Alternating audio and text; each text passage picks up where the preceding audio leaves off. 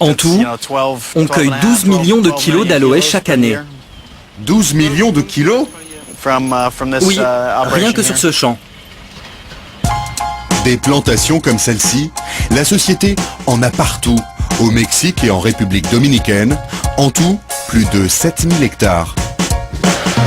La production est à l'échelle gigantesque.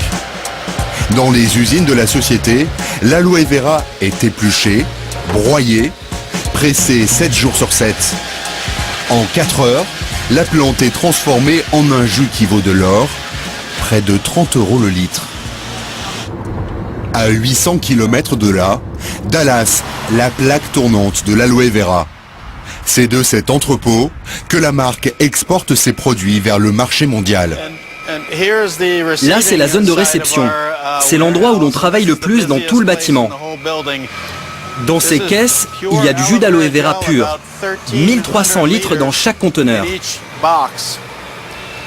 Ça vient directement de nos fermes partout dans le monde, de la République dominicaine au sud du Texas. Des containers comme celui-ci, il en arrive 250 tous les matins. Plus de 300 000 litres d'aloe vera transitent ici chaque jour. La société fabrique plusieurs sortes de boissons et des cosmétiques, tous à base d'aloe vera. Ça, c'est du savon liquide. On a le meilleur savon liquide du monde. En 30 ans, la marque a conquis la planète. Chiffre d'affaires global, 2 milliards de dollars. Et voilà le meilleur dentifrice du monde, à l'aloe vera. Du dentifrice? Oui, du dentifrice. Vous faites toutes sortes de produits différents avec l'aloe vera? On peut faire ce qu'on veut avec l'aloe vera. Tout ce qu'on veut? Tout ce qu'on veut. On peut tout faire et surtout, faire fortune. L'homme qui a lancé la mode de l'aloe vera habite à 2000 km de là, dans un décor de rêve. Il a bâti un véritable empire, dont le siège mondial se trouve ici, à Scottsdale, en plein cœur de l'Arizona. Le roi de l'aloe vera, c'est lui, Rex Morgan. À 72 ans, il est aujourd'hui une des 400 premières fortunes mondiales. Une vraie success story à l'américaine pour ce fils de fermier. Dans les années 70, la mode, c'est la vente à domicile comme Tupperware. Reste à trouver un produit. Son trait de génie sera cette plante au nom exotique, mais inconnu du grand public. En ce temps-là, quand on parlait d'aloe vera, les gens vous regardaient et disaient « Hein ?» Ils ne savaient pas du tout ce que c'était, alors que maintenant c'est un mot courant. J'ai compris que c'était un bon produit, mais je ne savais rien dessus. Tous les gens à qui j'en donnais un échantillon me disaient qu'ils se sentaient mieux, qu'ils n'avaient plus mal aux jambes, ou qu'ils se sentaient en meilleure forme. Donc vraiment, c'était le produit idéal. Et c'est comme ça que je me suis lancé. D'abord avec le jus d'aloe vera, à boire. Rex a senti le filon 40 ans avant les autres. Aujourd'hui, il a des filiales dans 140 pays et 10 millions de vendeurs à domicile pour écouler ses produits. Ces images tournées par la marque montrent les congrès géants qui réunissent chaque année les vendeurs du monde entier. Et en invité vedette, le premier d'entre eux, Rex. Ma philosophie dans la vie, c'est qu'il faut aider les gens à obtenir ce qu'ils veulent.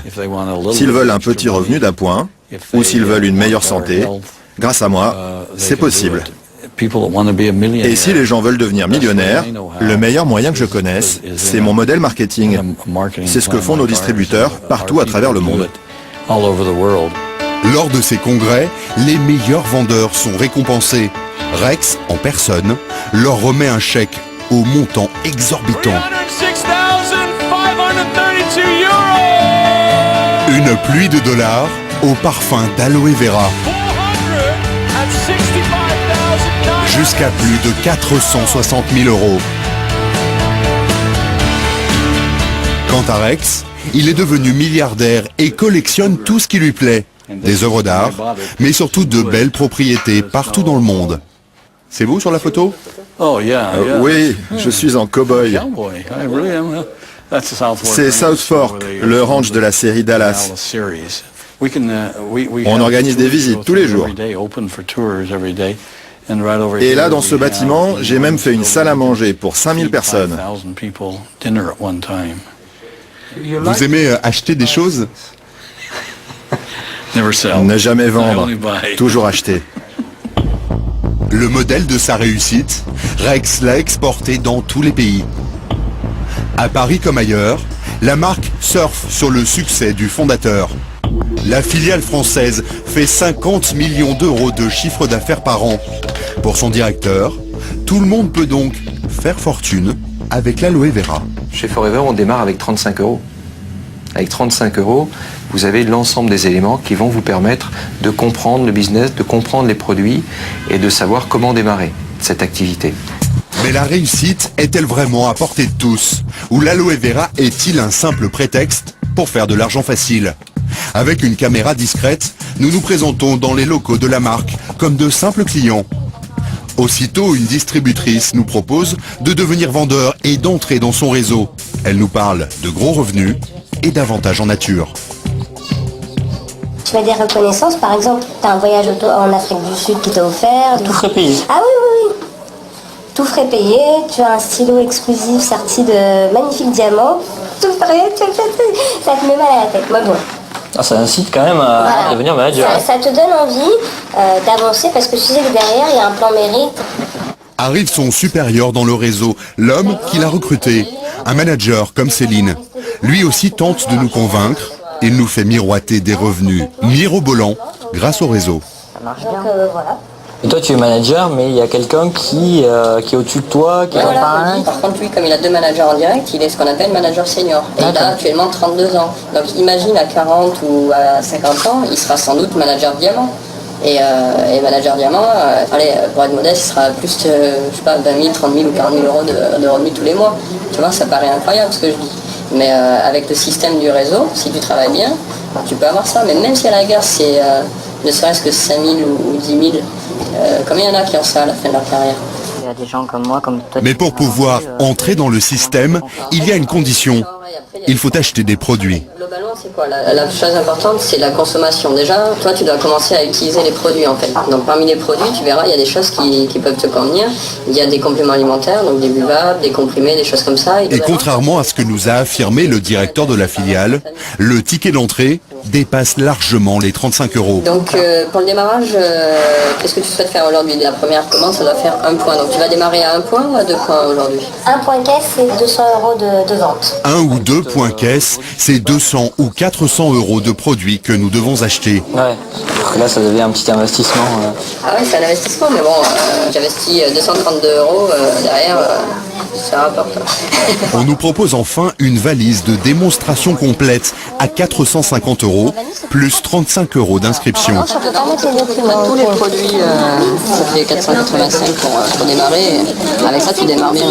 Facture totale, 485 euros de produits qu'il va nous falloir écouler pour rentrer dans nos frais. Une course à la vente où il n'est plus beaucoup question d'aloe vera et où, tout en haut du système, celui qui gagne à tous les coups s'appelle Rex.